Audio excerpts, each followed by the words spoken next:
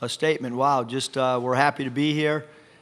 Feel like we've had a really good season, especially after going through a tough stretch where we were able to regroup and finish the season much like we did last year, where we got hot, we feel, at the right time. And we understand being a part of this tournament, just getting into it is really, really difficult for teams. And now it's a whole new season for everybody that's in the tournament. Everybody's got belief and confidence, and everybody's trying to just survive and advance and get one more game. All right, Mike, want to kick things off? He's right there. Mike Harrington, Buffalo News. Eric, we saw a lot of your social media presence yesterday, giving it up to the Bills and Sabres and such. Just how much of the tournament is about embracing strange places, strange arenas, and having new experiences and having these guys understand that's all part of it. You still have to do the job, even though maybe none of them have ever been anywhere near Buffalo before. Yeah, I don't think all of the teams are really locked in.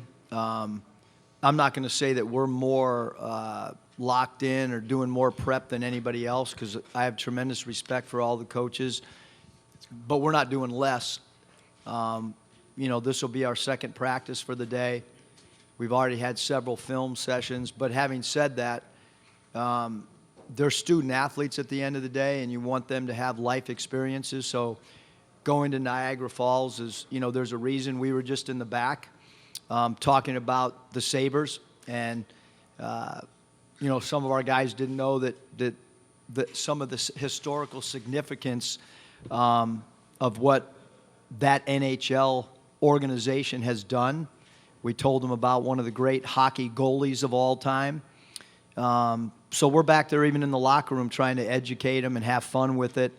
So certainly we think it's a really, really big part and an important part for us to embrace wherever we are. I mean, having fun with the, Bills, and I wore the shirt, and guys are asking me, do I have a favorite player on that team? And a lot of guys did not know who the Buffalo Braves were. And I was able to kind of give the significance of them moving to San Diego. And so, yeah, I think it's really important. By the way, Ernie D is one of my favorite all-time players. Coach, you mentioned how this is kind of the start of a new season. How valuable is it to have the returning experience that you have in the NCAA tournament, your guys who were there last year, and then others like Trey Wade and Chris who have been there before? Yeah, I think that there's a lot of discussion about how old teams are, which I think there's a great deal of significance in that. Obviously, Vermont, fourth oldest team in college basketball. And then there's a separate side of us having over 300 minutes played in the NCAA tournament with player experience. So I think that both are very valuable. So I think there's significance in it. All right. Give a question back here, and we'll come to Brian. Coach, Mookie Hawkins, Buffalo Sports 1080. Welcome to Buffalo. Have you told your players about the quarterback in Buffalo by any chance? I mean, I've certainly talked to the staff about him. So what is it going to take, basically to put some of the ingredients together to cut down the nets here in Buffalo? I think the biggest thing right now is us us continuing to work on our preparation for Vermont. They're so well coached. They really, really understand their roles. They have not lost in a long time. Their last loss, they had two players that were sick. It was an overtime game. So this is a team that's playing with great confidence. You can see it and hear it in their interviews, both with their head coach and their players. And, I think everybody that steps into this thing, I mean, I've talked about, even myself as a player at the University of San Diego playing against Auburn. I mean, we were a low seed, and if our point guard, not me, I was not in the game, but if our starting point guard doesn't get the ball hung up on his hip, we probably upset Auburn and they had some NBA players, Frank Ford and some guys on their team that were really talented. But this is a whole new, that's why this tournament is so awesome, because you just never know what's going to happen. And last year we fell behind early, and we were able to have a really good second half. And so it's a 40-minute game, and you've got to understand that as a program. Okay, Brian. Coach, Brian Shinaki, Channel 2, here in Buffalo. Kind of piggybacking off of the opening question that Mike had. You come out here, you embrace the city of Buffalo, you go viral with your Buffalo sports drip, then you get kind of a response back from the Bills on social media. First, how cool is it that they're able to embrace you back? I saw you pin that tweet from the Bills. And then on top of that, did you grow up a sports fan in Buffalo at all, or did you follow specific players? Can you kind of tie that all in together?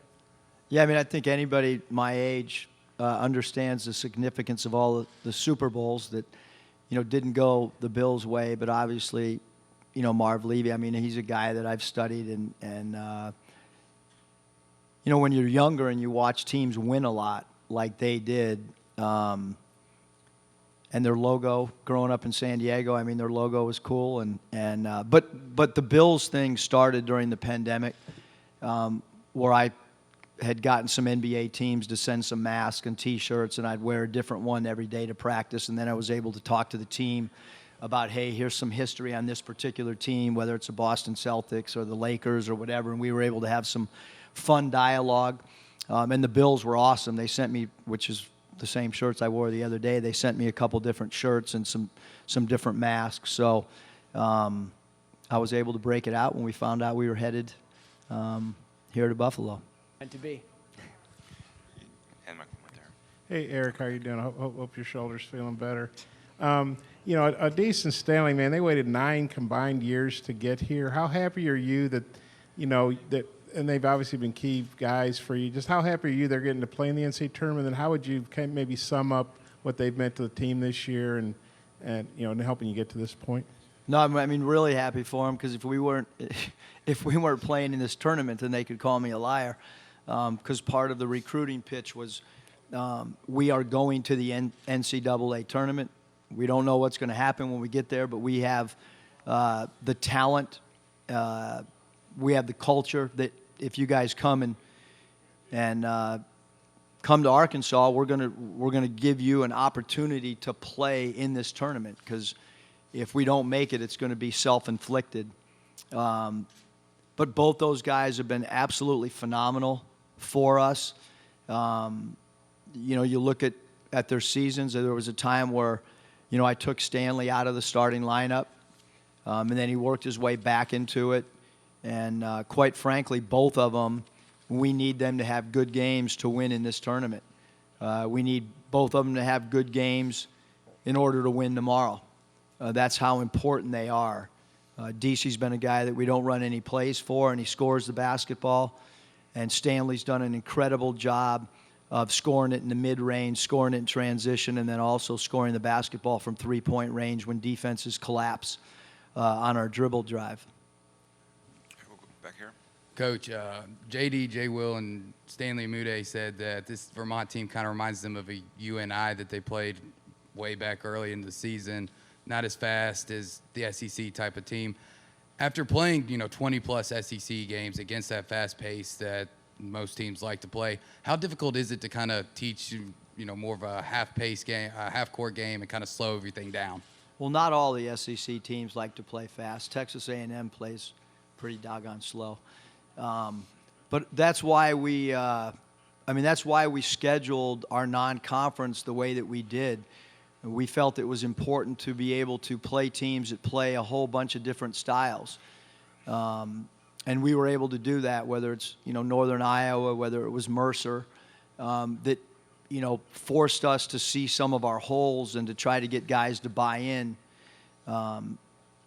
with some of our defensive concepts. And along the way, it's like a roller coaster. There's ups and downs. And when we weren't doing what we were told, we didn't play well. And then we figured out the last 2 months of the season how we want to play on both sides of the ball. We're here. Hey, Eric, earlier today, I asked Eric Henderson at South Dakota State just kind of what he remembered about Stan when Stan was at South Dakota. Mentioned a couple big games, but that this season he feels like Stan's really improved defensively more so than anything. Just what improvements has he made specifically, or like how has he evolved throughout the year to become, I guess, one of your, better on-ball defenders? Yeah, I think Scotty. I mean, Stanley's improved in a lot of areas. I mean, he was, not much of a defensive guy early on. Now he's one of our best defenders. I mean, because of his length, his athleticism, his anticipation, his toughness, his ability to defensive rebound.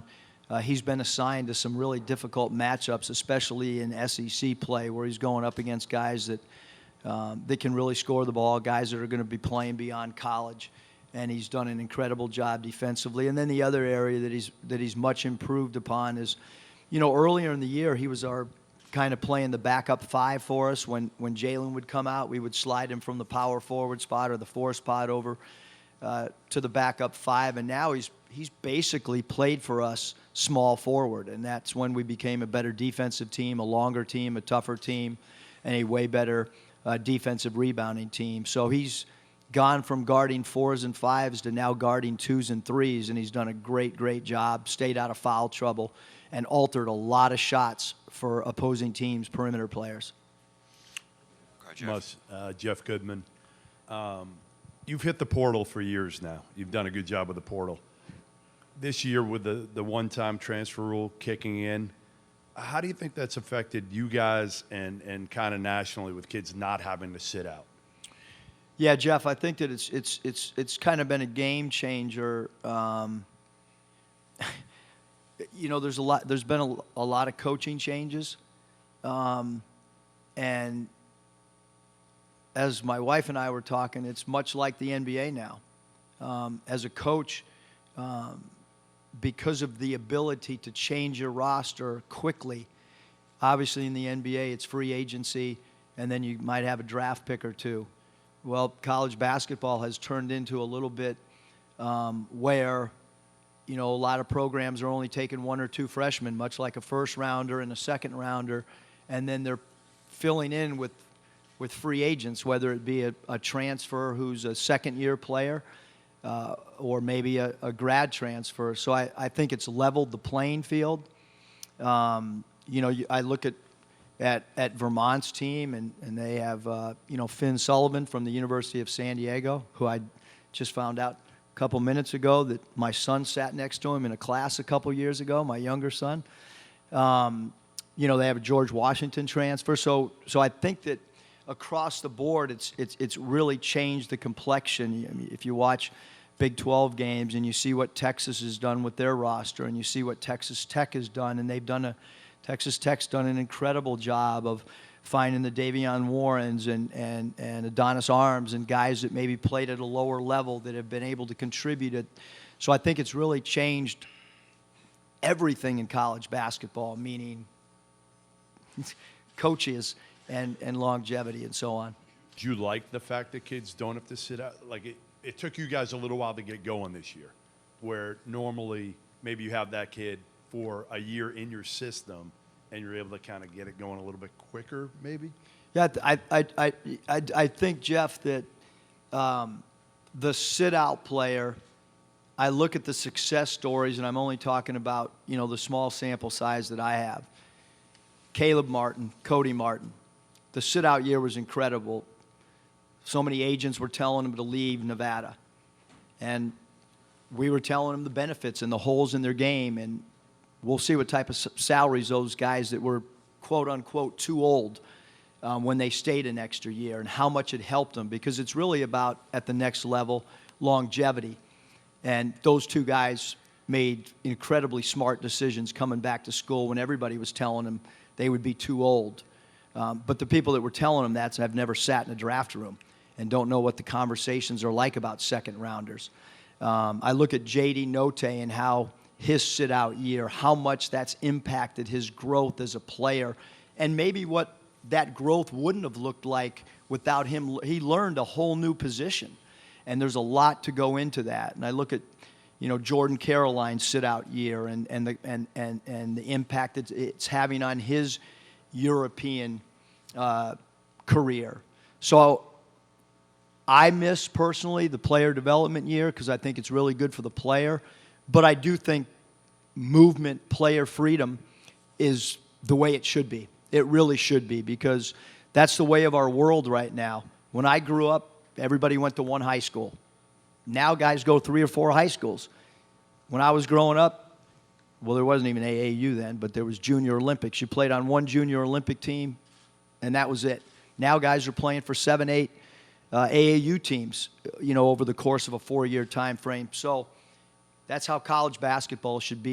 You should have the ability to make your own decision, just as any student. If my son's at the University of San Diego and not playing basketball and he wants to go to USC or UCLA, all he does is apply to school, and if he gets in, he can go. And so I do think that it's the way of the world right now, and you have to adapt, and it's good for the student athlete. All right, quickly, we have time for 2 more. We'll go here, and then we'll finish up with Mike over here. Coach, it seems like a lot of people, especially some national media folks, like Vermont as a possible upset pick. I just wonder what you make of that, and if you talk to the team about that at all, and what you say, if so. Do you think I talked to the team about it? Yeah. They've seen all the clips, and they'll continue to see the clips, just as they did last year. So yeah, it's. My wife continues to remind me it's not everybody. But yeah, I mean, I think, any way, shape, or form that you can motivate your team, that's our job to try to figure out every button that you can possibly push to get your team in the right mental frame. And then finally, Mike right here. Eric, Mike Harrington, Buffalo News again. We just had Dan Hurley in here, obviously great family coaching lineage. You're up next. Your father, obviously, we know about. But as you're now getting to the point where you've done this for a long time at so many levels, what do you still take from him potentially, or other mentors, even at this stage of your career, compared to when you were a younger coach? You mean from my father or Yeah. from Coach Hurley? My dad? Yeah. I mean, I think about my dad all the time. I'll think about my dad even in the flow of a game. We'll take an absurd shot because I give our guys a lot of freedom offensively, and I'll pound the table, and then I'll kind of chuckle to myself and say, my dad's up there thinking, that's an absurd shot. What are you doing? You're a horrific coach. I'll think about, what he call a timeout now. I'm constantly, he was my idol, my best friend, and whether it's during the season and I'm home alone, and I've told our local media that we made a change in the starting lineup, there wasn't a single coach that brought it up. There wasn't a player, because we asked for player feedback. Nobody brought it up. It was me sitting alone late one night asking what my dad would do when we struggled, and he said, put the 5 toughest, 5 biggest, 5 longest people out there regardless of position. And that's how we stumbled into the lineup of being so big, because his teams at the University of Minnesota and even with the Timberwolves were always, big, strong players, even at the off guard or the point guard position. And that's what we've done. We've changed our team. We kind of slid everybody down a spot, when in college basketball, everybody has, kind of gone the opposite way. And this group's done a good job. When people try to go small against us, it actually falls right into our lap, because we do have good athleticism, even when we're a taller team. All right, thank you for your time, Coach. Thanks. Good luck tomorrow. Thank you.